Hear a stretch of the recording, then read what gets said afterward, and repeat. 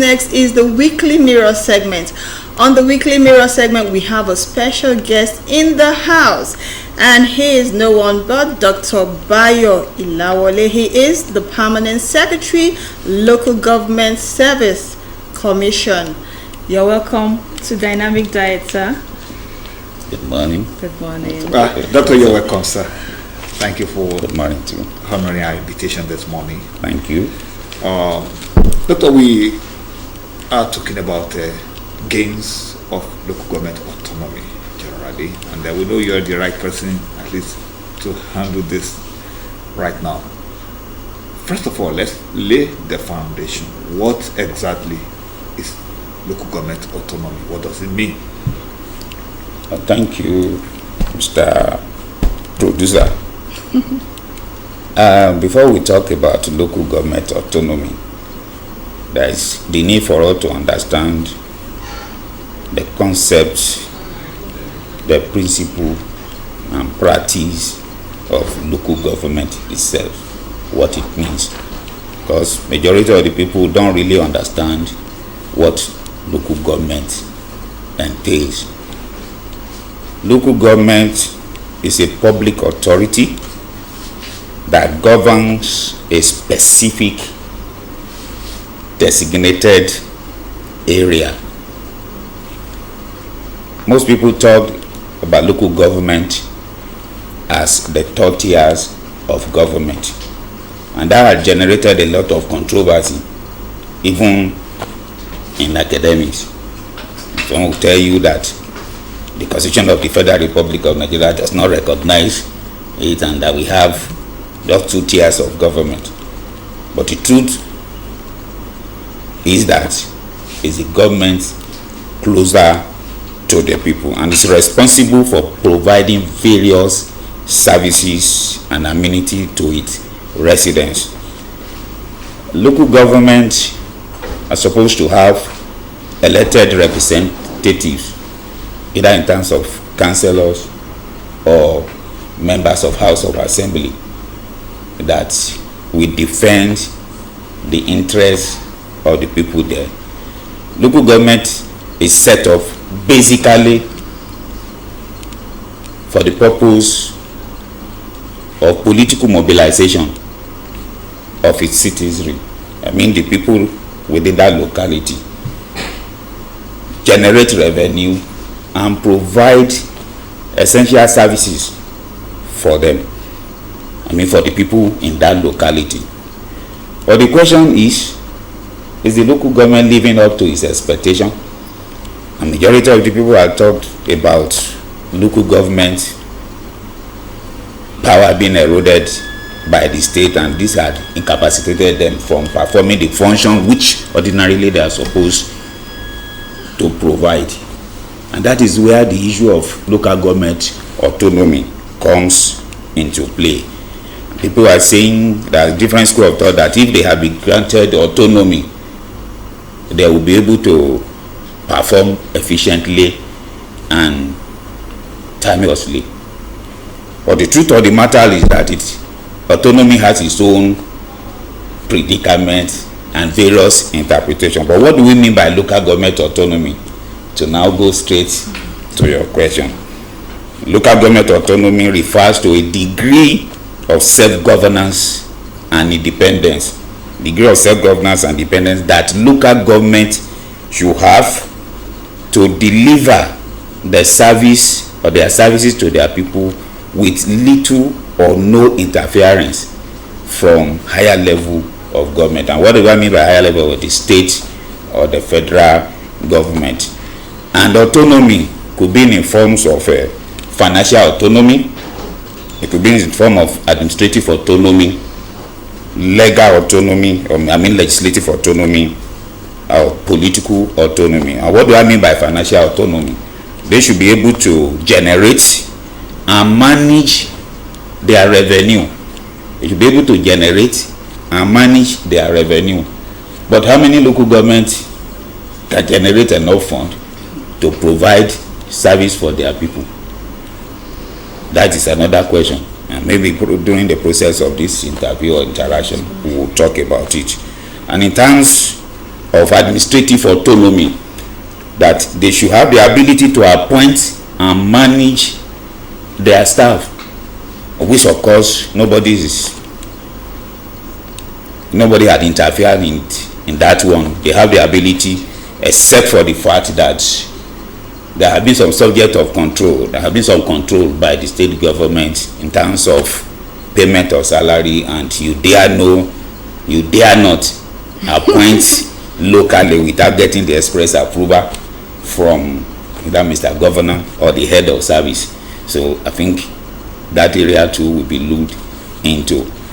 And in terms of legislative autonomy, they should be able to have ability to make law that affect the locality of the people. But the question you want to ask is that what is the function of the State House of Assembly?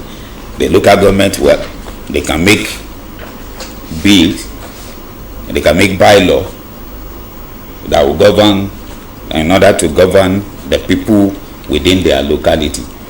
But we have the capacity to make bylaw. I'm talking from experience. I put in over 30 years in the local government service. I think precisely about 31 years. I've laid my hands on few bylaws in the subsequent administrations. So the capacity of even the lawmaker at the local government level needed to be looked into. And lastly, in terms of political autonomy, political autonomy means ability to elect leaders and representatives that will represent the people. I mean the local government people. How autonomous are they when we talk about this political autonomy? But the truth of the matter now that cannot be controverted is that the Supreme Court judgment of recent granted local government in Nigeria autonomy, and everybody is happy that there is autonomy at the local government without thinking about its attendant effect. Okay. But by and large, it is a big relief for the local political gladiators that at least they will have some level of control over their resources and over the people that they are made to govern or to lead. Okay. Thank you.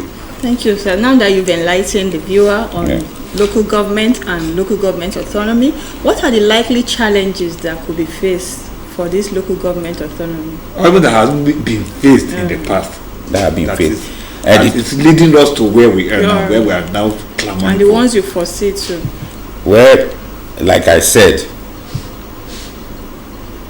there had never been autonomy in the local government. And why? And that was for the agitation. At what point did we get? Because I know there had been a time we had executive chairman at local government levels. Even when we had councillors and the rest. So at what point did we miss it? Why did we how did we get to where we are?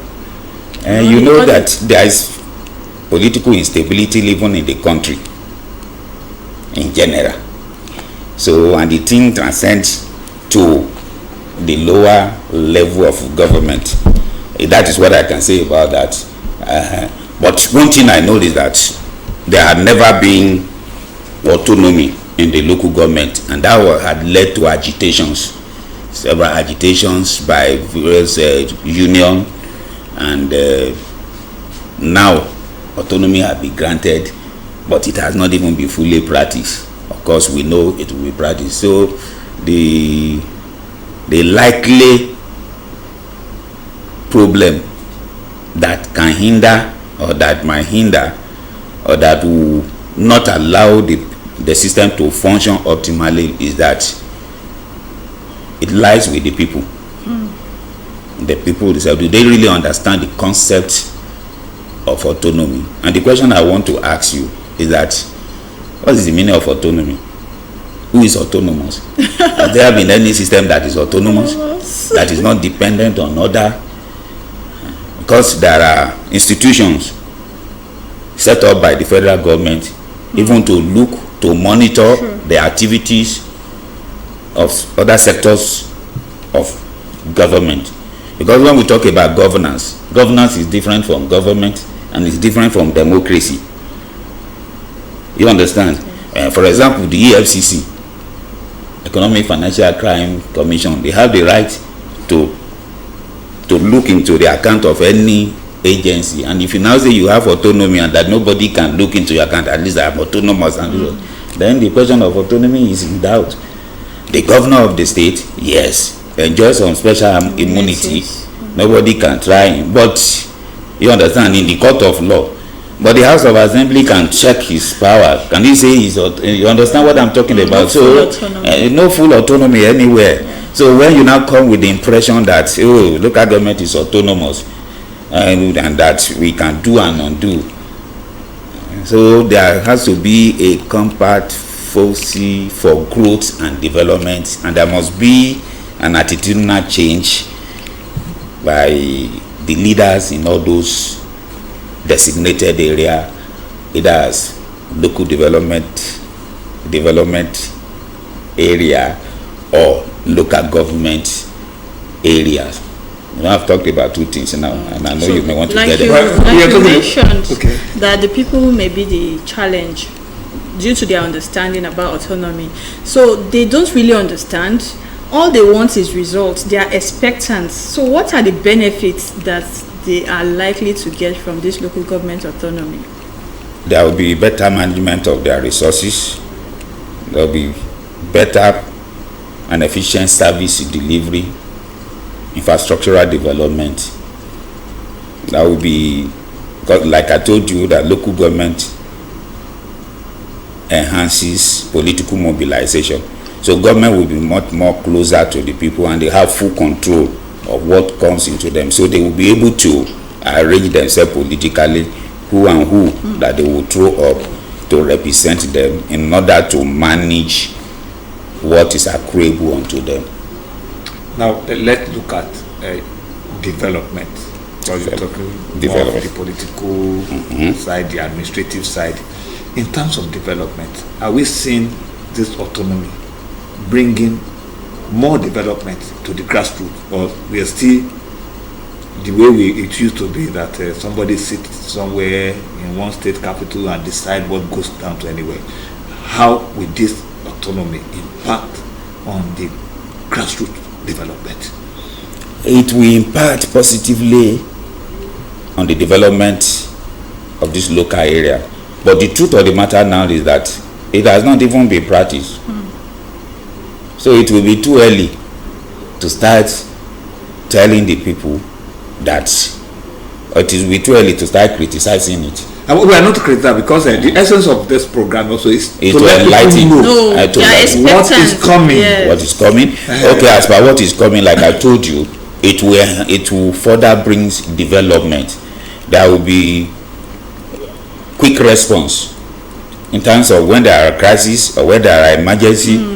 You understand? It may not be huge. It may not be huge, but there will be quick interference even from the government, and the people will have easy access to those that are leading them.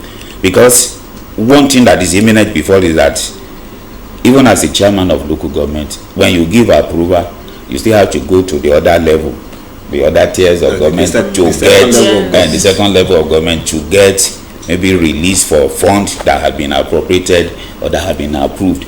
And if the money is not released appropriately or timeously, then you know that you will not be able to respond to your people. But now the money is with you and you have full control, full autonomy, and then you'll be able to respond to the needs and aspirations and the yearnings of the people expeditiously. Okay, let's look at one other issue, because I could remember precisely in 2003, during the tenure of former President Olusegun Obasanjo, that was the time that this issue of local government reforms actually came to the front burner, with some people suggesting that local government administration should go back to the legislative system of government, while some were saying the presidential system of government, and the rest. And one of the major reasons given for those agitation then was that the corruption at the local government level was too massive and it needed to be curbed. Do you see this autonomy being able to curb corruption at that level? Or are we still going back to that era where we will now start to say, oh, it's even better they remove the autonomy? Because that was one of the reasons why the state government had to come in then to say, okay, let's help in check and balance the activities of the local government.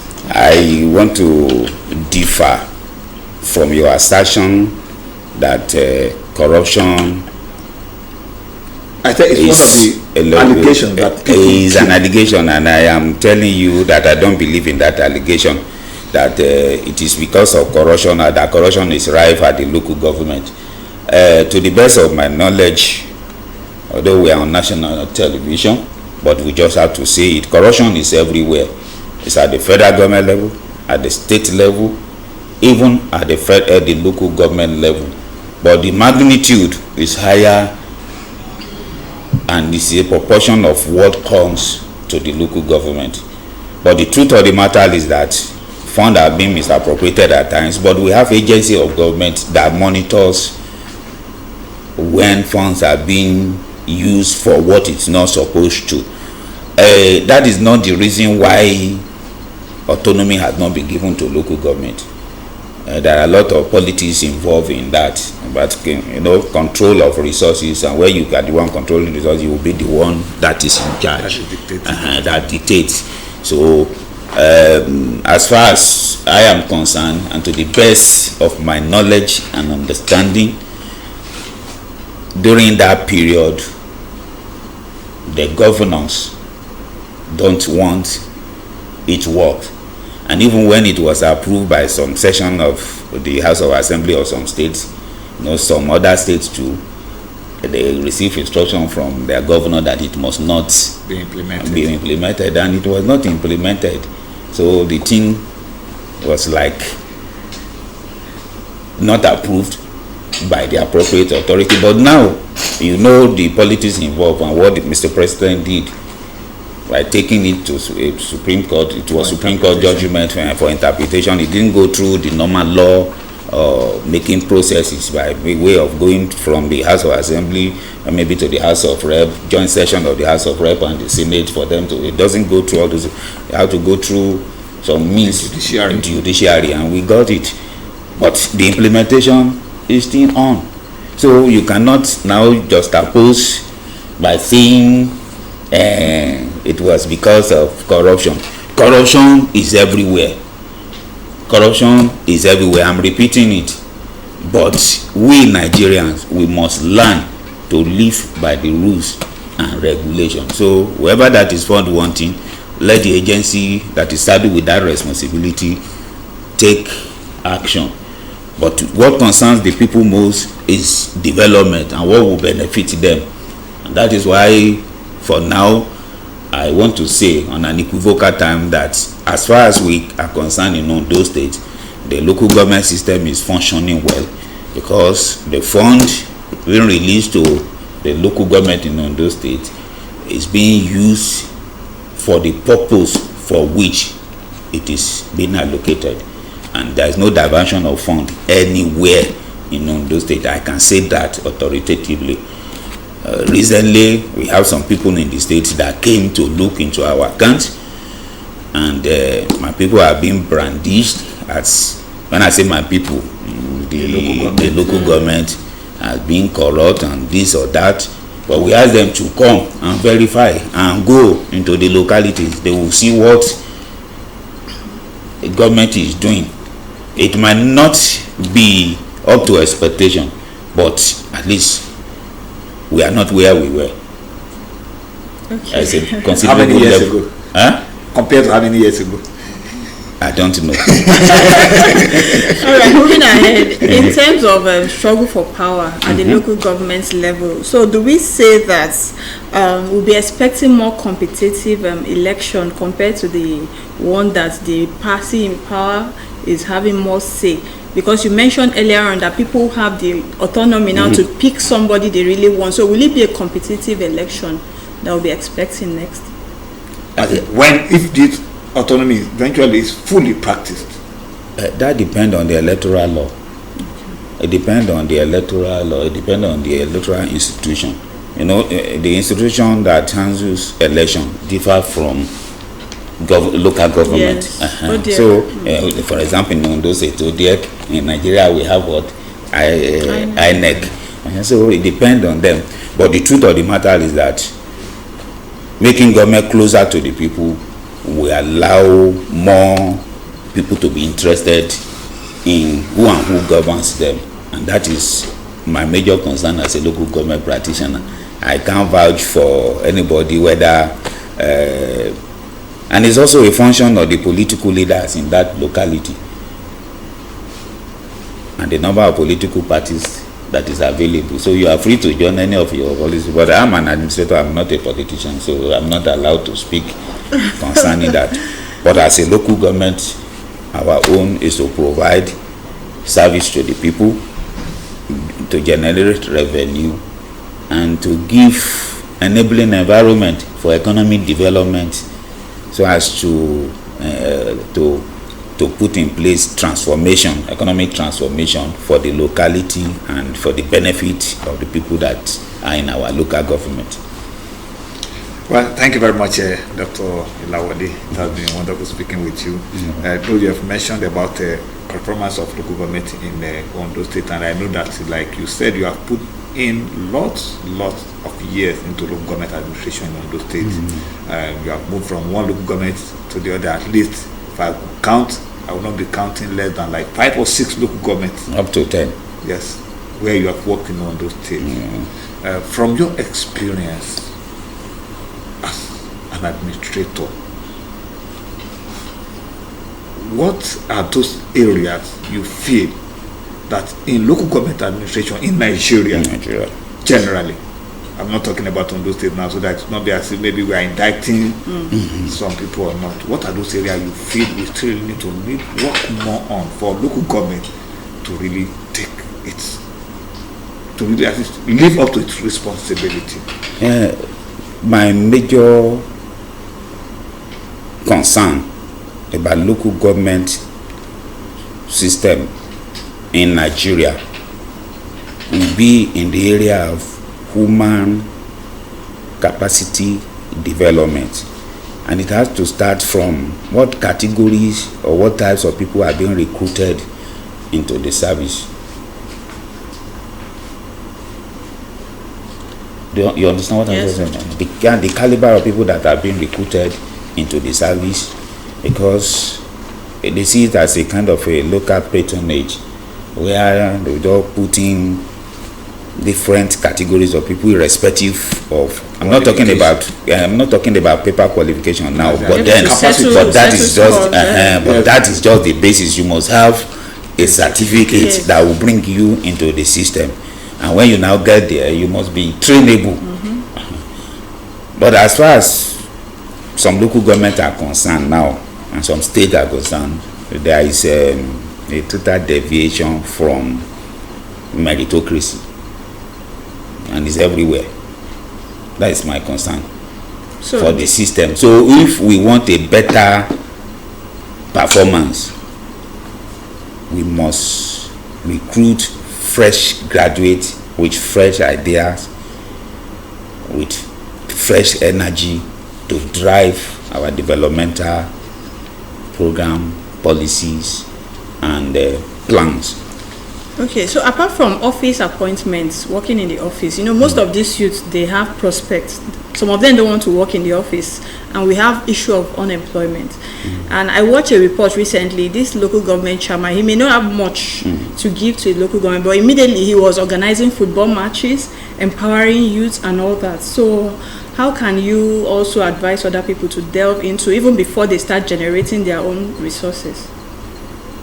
But organizing people for sport, is that what? And empowering youth that she's will not be working in the office, empowerment. generally on empowerment. It's not everybody that will work in the on office. Empowerment. It's not everybody that works on empowerment. It is a very good thing to empower people, maybe with the word of mouth.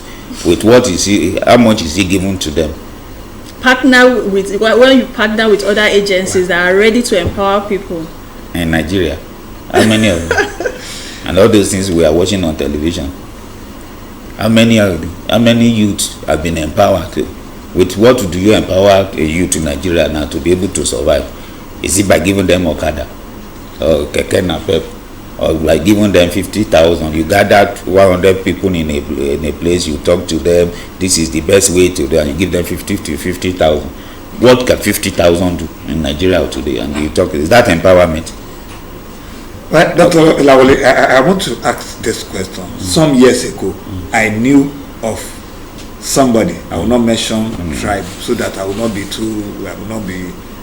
deciding from a part of this country who used to sell kuli in the market here. But this same person was, I think, a councillor in his local government back in the state. So at the end of the month, he only travel through, collect whatever, and come back. I was also working with part of this country where I knew practically some local government, where at the beginning of the month, or at the end of the month, once they come, collect the shares and everything, they go back. In fact, the local government can be as bushy as anything until it is time for sharing of the next allocation. Because you're talking about people's qualification and capacity. But this one now goes beyond qualification and capacity.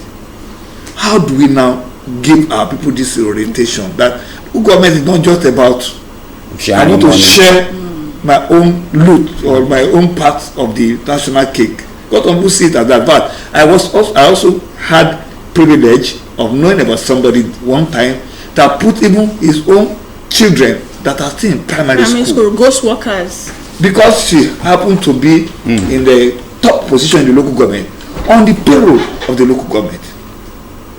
How do we that was then do all this? How do we make sure that all this as at present we don't have anything of such? We don't have issue of ghost worker. Those that are on our payroll are the ones that have been accredited, they have been profiled, and I'm saying with all sincerity that they are the people that are supposed to be there. That's one. Two, concerning, let me go back to the issue of empowerment that you talk. And again, instead of wanting to give young graduates money to go and start business, there is an area that we've neglected, and that's what we want you to that is the area of agriculture. We should engage them in agriculture. We have massive land everywhere. Recently, I planted cassava on 2 plots of land, and if I tell you, just 2 plots of land, even in an estate in Akure here, if I tell you the number of bags of gari that we produce from there, and you know how much a cup of gari costs now, I won't tell you the amount that we make. So, and I continue to think that if our youth, I am not advocating that all our youth should go into agriculture, must farm, but a certain percentage, we should encourage them. So more money should be spent on agriculture. But everybody wants to go about looking for a job, and that is to answer that. Honestly speaking, I know what you are talking about, but I don't want to be dragged into unnecessary controversial issues, honestly speaking. But let us encourage our youth to go into agriculture and to be gainfully employed, rather than wanting to run after politicians and depending or living on handouts. That will not bring development. And to our political leader, let them have an attitudinal change, reorientation, that you are going into government office not to acquire fund for yourself, but to be of, to be of service to your people, to bring development to the people.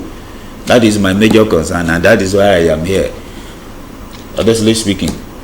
So there must be an attitudinal change for both the follower and the leader.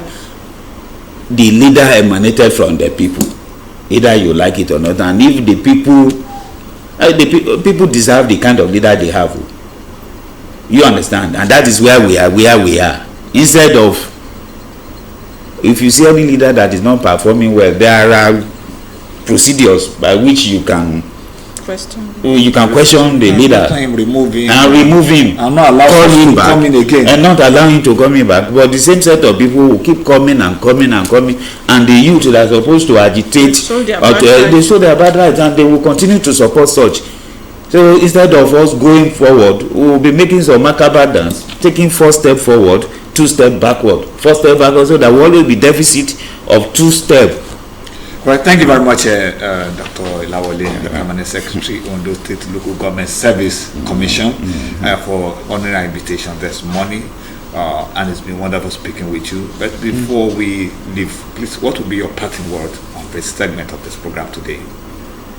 Well, my parting word is that we all have a role to play in the development of our nation, Nigeria, the development of our state, in the development of our local government, and all of us should be law-abiding and act to play our part in a way that we can leave good names and good work, which are imperishable legacy for those that are coming after us, so that they can say, while you are here, you have done well. So I want to thank you too for giving me this opportunity. All right, it's a pleasure having you here, and I must say your commission is doing a great job. Oh, thank you. So we pray that the autonomy kickstarts and take positive effects on the people at the grassroots level. So Dynamic Diet continues shortly with our entertainment segment. Stay with us. Thank you, sir.